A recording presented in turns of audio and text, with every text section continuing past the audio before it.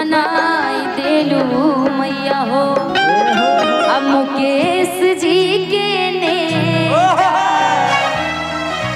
कि बनाई दी कि सैया के दे देलू नौकरी हमरा के दे देलू बेटा। मुकेश भैया जिंदाबाद। ए माई सब सरदार तो पुरैले है मुकेश जी के नेता बना करके कि बनाई देलू मैया हो बनाई देलू मैया मुकेश जी के नेता बनाई देलू मैया हो मुकेश जी के नेता बनाई देलू मैया सैया के दे देलू नौकरी हमरा के दे देलू बेटा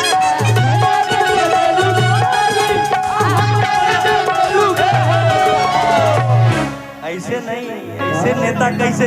थोड़ा कमर लचकाना पड़ेगा और लोग के सामने नाचना पड़ेगा, क्योंकि आपके दिल में कुछ नहीं है इसलिए आप लोगों के बीच में नाच रहे हैं। थोड़ा सा नाचना पड़ेगा आपको। लड़की लोग को बुला ले तब नाचेगा क्या? ऐसे ही दूर लड़की दो गज दूरी लड़की नहीं है जरूरी।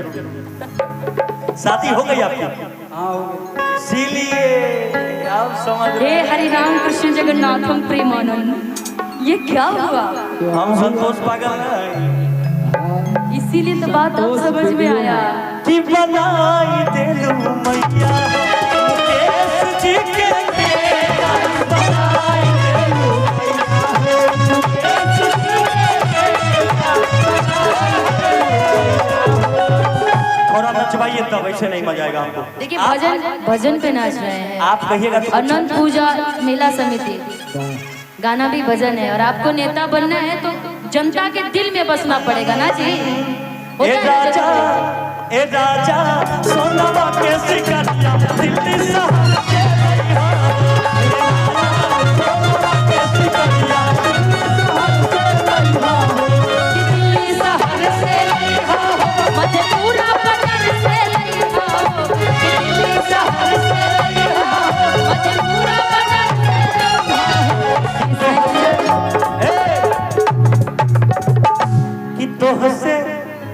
कि तोहसे कहे तोहर में हरिया बतिया चल तू भुलैया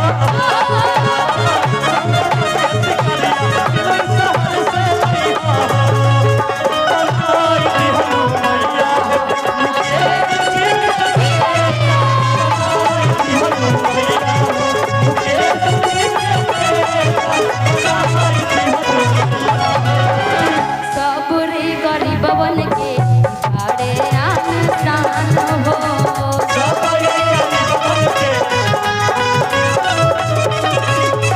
सबरे गरीबवन के यान पान शान हो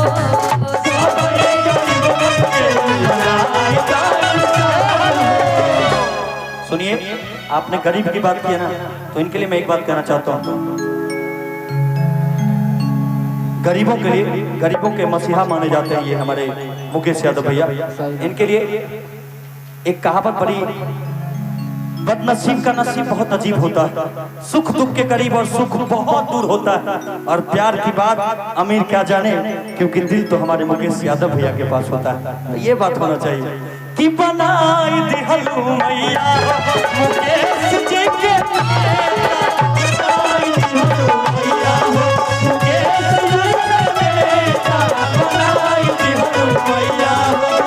कहते हैं कि बनाई दिलू मैया हो मुकेश जी के नेता क्योंकि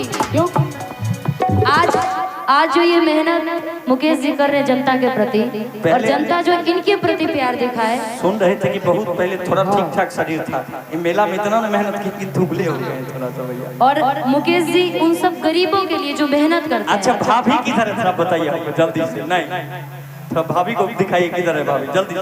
नेता बनना है ना तो दिखाइए हमको किधर।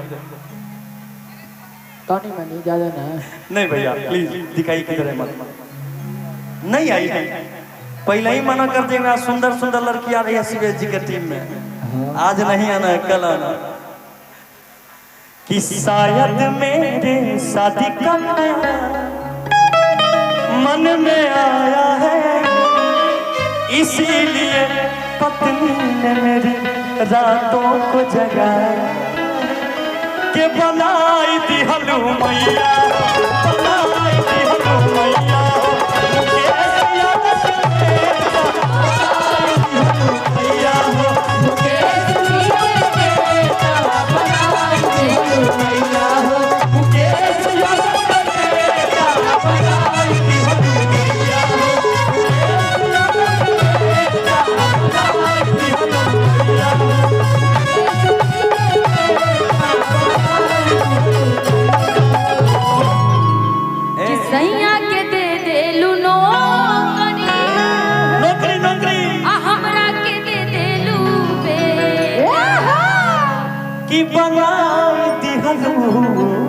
मैया कि मुकेश यादव के नेता बनाए देलू। हमको लग रहा है नेता नहीं, ये पुलिस वाले ज्यादा हैं, तब से इसे खड़े हैं, हैंडसम होके खड़े हैं, लगता है पुलिस में भर्ती होना चाहते हैं। डिसिप्लिन में जी कि जैसन सोचले रहनी मुकेश यादव नेता भी जोर हो, लेकिन ये थोड़े छरहर पातर मोट थोड़े अब फौजी से कमजोर नहीं डांस करिएगा तब तो हम लोग तो भाई बोलेंगे ही। बोलने का ना पैसा लिए हम लोग। हाँ लेकिन आप हम लोग को कुछ इनाम वाम नहीं दिए उतनी देर से मुकेश जी। कि दिल पे लगा चोट तो मुकेश भैया के जेब से निकला 500 का नोट। फिर देखिए ये दुर्नीति हो रहा है। ये जानते मुझे मेकअप खरीदना होता है सामान ना। देख लीजिए गलती हुआ ना 500 हमको उधर उतना, ये तो गलत बात है, हम भी पहली बार बोल रहे हैं। अब समझ गए दाल में कुछ काला जरूर खुश हुए हम संतोष पागल ना है ना। ये प्याज काले परसों के कायल न जाए भुला गई ऐसे जैसे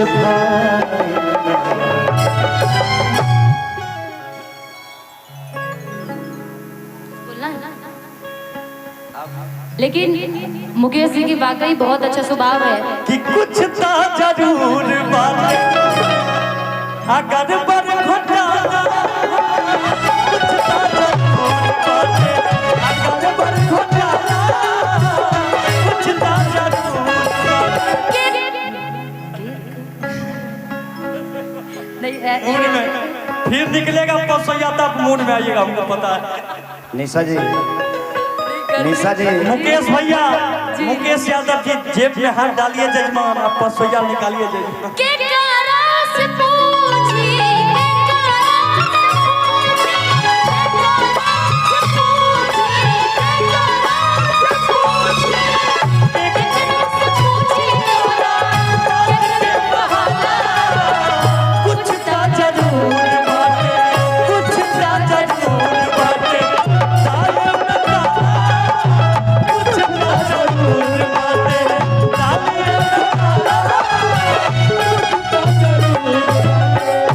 भैया को फुर्सत कर दीजिए, पूरा मेला को देखना पड़ता है इनको। लेकिन जो आप मेहनत कर रहे हैं ना, ये वाकई हम सब प्राउड कर रहे हैं, क्योंकि हम कलाकारों के भी जो हमें ये लोग देखते हैं यूट्यूब के माध्यम से, जिसों दिन हम लोग मेहनत करते, लोग तो कहते हैं, कह रहे देखो फलना बहुत कमा रहा है, शिवेश बहुत पैसा कमा रहा है, निशा बहुत पैसा कमा रहा है, लेकिन उसके पीछे मेहनत कितनी होती है रात रात ये जनता जनार्दन ही जानता है। रात भर एक पैर पर आप खड़ा होकर प्रोग्राम करती हैं।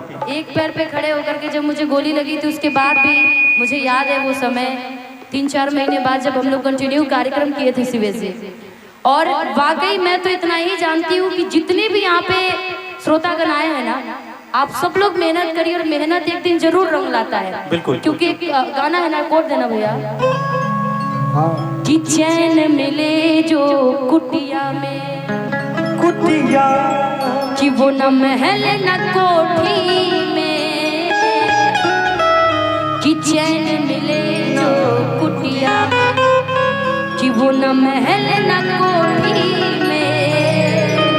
मुकेश कि जरा खा के देखो बड़ा मजा कि ये मेहनत की रोटी कि जरा खा के देखो बड़ा मजा मेहनत की। आज जितने देर हम लोग मंच पर हैं उतने देर हम सब लोग भीग चुके हैं कलाकार ना जी, लेकिन पूरी कोशिश है कि हम कलाकार आप सबका दिल जीत कर कैसे जाएं कि कल जब अपने अपने घर जाएं तो आप लोग भैया जाना चाहते हैं, गला मिला लीजिए थोड़ी पर। कि चैन मिले जो कुटिया में, चैन मिले जो कुटिया महल न कोठी में, चैन मिले जो कुटिया महल न कोठी में, जरा खा के देखो बड़ा